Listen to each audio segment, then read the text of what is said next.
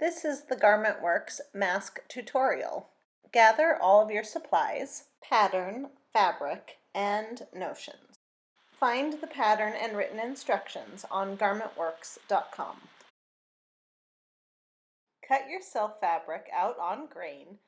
Do the same for the contrast and lining fabric. Clip your notches. Now you should have a right and a left of self, contrast, and liner fabric. Place your contrast right sides together. Place your selves right sides together and surround those by the liners.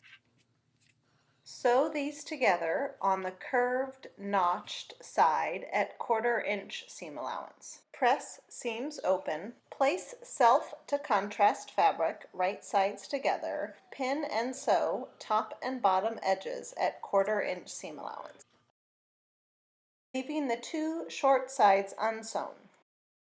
Starting from one side, turn the mask right side out, then press flat. Top stitch the entire bottom edge and the nose wire upper section. Reference the pattern for this area. Cut your nose wire to the appropriate length. Insert it inside the mask.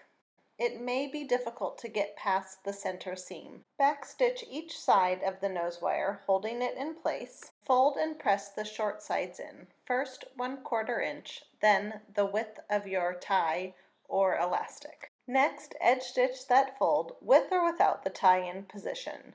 You can insert the tie in after. I like the tie or cord stop on top. Choose other variations, like fixed elastic strapping or ear loops. Pick whatever's most comfortable for you.